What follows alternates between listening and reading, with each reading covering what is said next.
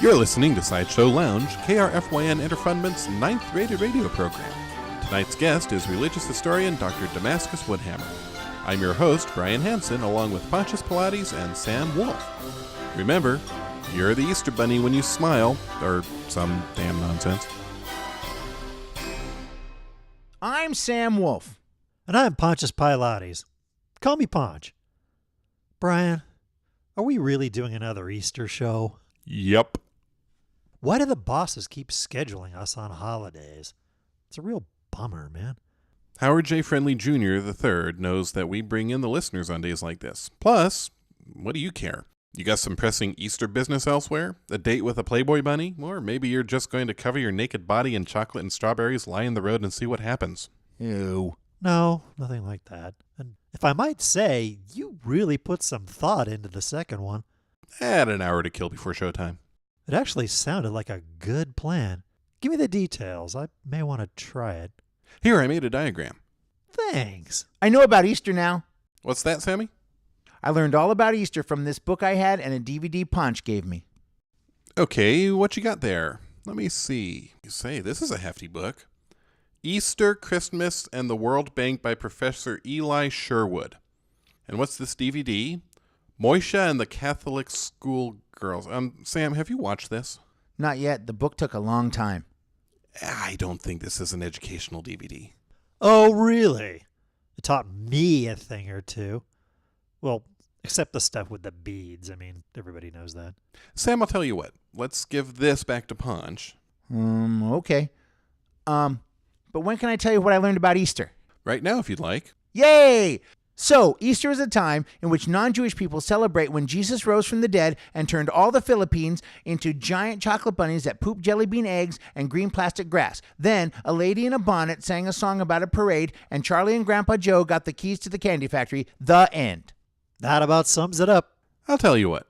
Rather than going into detail concerning everything wrong with that, why don't we take a field trip? But don't we have a guest on the show? Thanks for reminding me. Igor, could you please apologize to Dr. Woodhammer in the green room and give him a muffin basket for his trouble before escorting him out?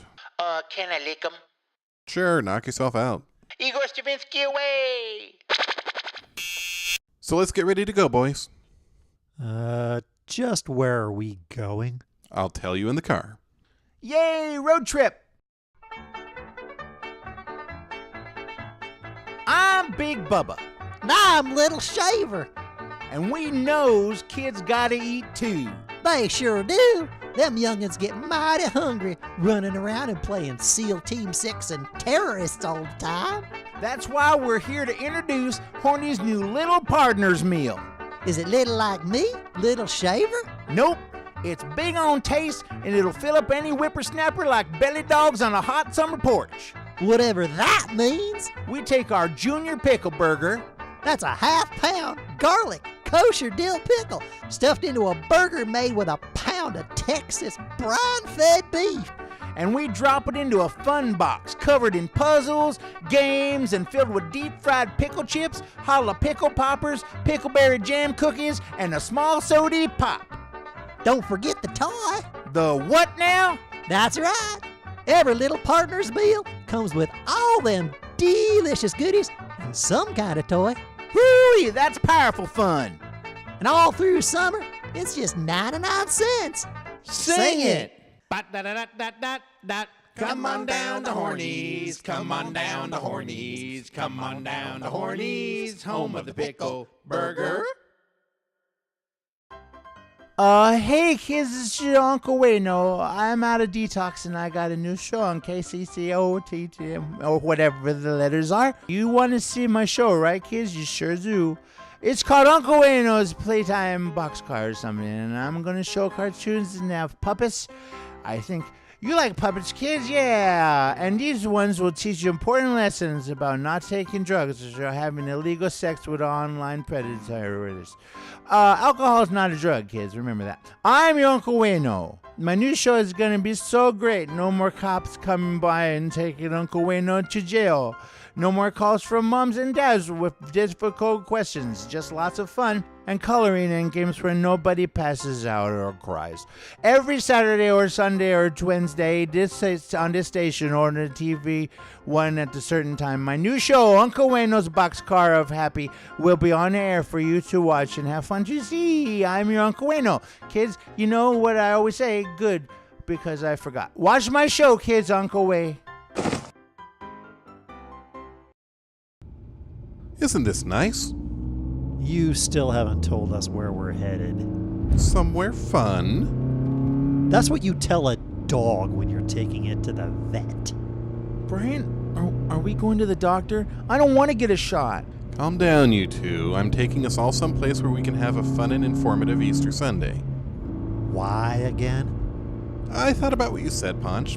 We always do have to work on this holiday. And after last year's run-in with Rabbit Jesus, I figured we needed a break. While I appreciate the sentiment, I have to wonder what KRFYN is going to do with all the dead air we left when we left. Not to worry, young squire. I've got us covered. Here, I'll turn on the station. You're listening to a very special edition of Igor's Rubbin' Hits about self-abuse. That was Billy Idol's Dancing with Myself. Coming up, that's a gross joke. After the commercial, we'll hear She Bop by Cyndi Lauper, Turning Japanese by the Vapors, and everything Iggy Pop ever recorded. But now, a word or twelve from the good people at FoxyCam. See? Everything's fine. Oh yes, nothing could possibly go wrong. Brian, are you getting on the highway? Yep. Are we going to Disney World? No, someplace better. You're going to drive until dark, then pull off the road into some cornfield and kill us, aren't you? Ponch, you're scaring the boy. Believe me when I tell you we're all going to have a good time and that no one is getting diced up with a wood chipper. I never said anything about a wood chipper. From acclaimed director Stephen Knight Shammerberg comes a love story so touching that you'll weep even before the opening credits. Easter in the Grass. Follow Tud Squatmeyer, a poor farmhand from the Brown Hills who falls in love with Almencia Foote, the daughter of a plantation owner, whose father hates Tud based on a duel between Tud's father and the plantation owner that resulted in the plantation owner losing his favorite nipple. Are you following this? Tud and Almencia's forbidden love is carried out in beautiful cinematic beauty, with lots of rain-kissing scenes and furtive groping between two young, sexy actors. Ledge Walker is Tud, sweaty and unkempt, but in an erotic, appealing to both genders way. I need you, Almencia. I wrote you a tear poem soaked with my own sobbing wetness. I've never been this in love with a woman or anything that could talk. Mandy Van Carpet is the lovely Almencia, always crying, breasts heaving and perky, the girl we all want, even if we're as gay as a tree full of candy canes. I can't love you, Tud, but I do. My father hates your father for slicing off his nipple. His nipple! I can't believe a nipple stands in the way of our happiness. Tud! Tud!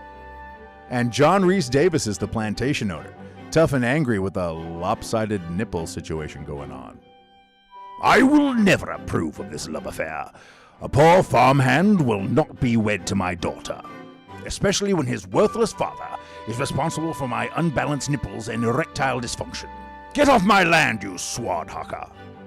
It's a tragic love story for the ages, one your significant partner will drag you to again and again. Based on the poorly written young adult novel of the same name, Easter in the Grass is a tour de force of endless cliches and bad dialogue that no one will mind because the actors are so hot in the sex parts. Easter in the Grass. Put all your love eggs in one basket. Rated PG 13.5. Meow.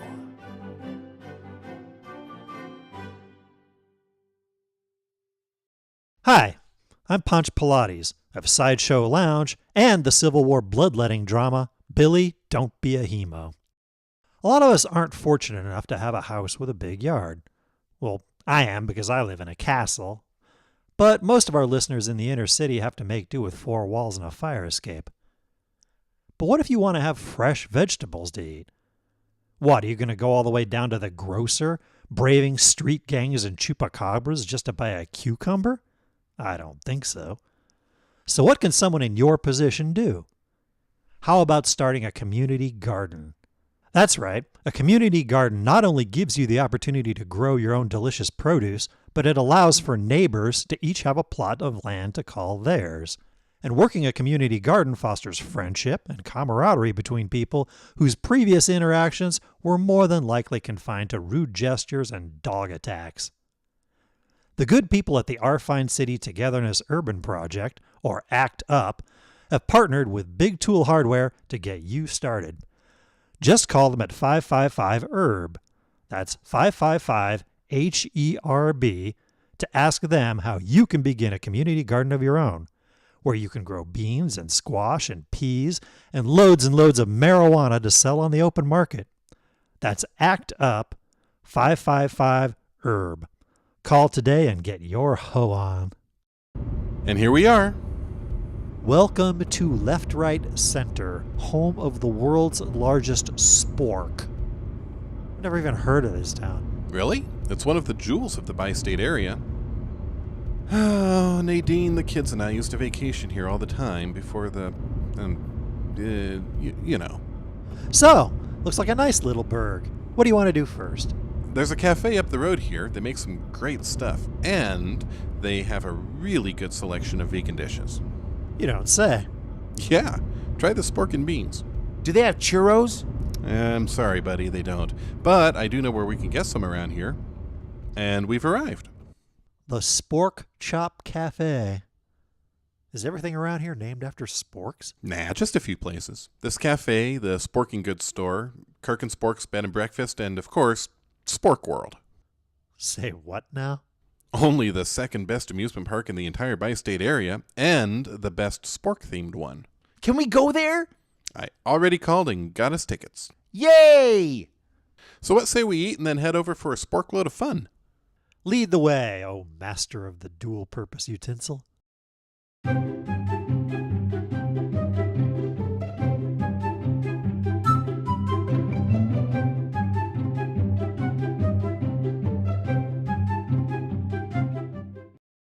Well? Brian, I have to admit I was skeptical, but that was one of the best meals I've ever had. Didn't I tell you? The salt spork with sporkcini mushrooms was delicious. I had tomato soup. You sure did, pal. So, shall we away to Spork World? Let's do it. Yeah.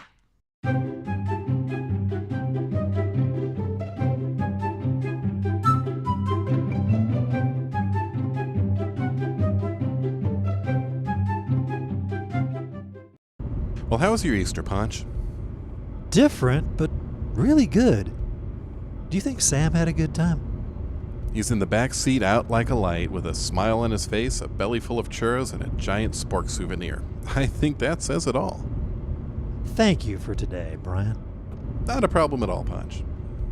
Are you awake enough to drive home? Oh yeah, I've got it handled. Because I can take the wheel for a bit if you need me to. Oh, thanks, Ponch, but I have it.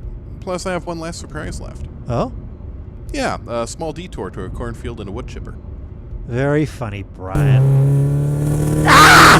Cornfield!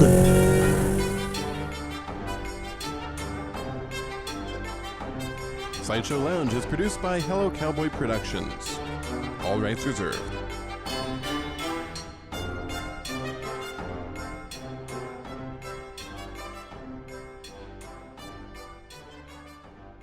Hello, cowboy! Can I lick 'em?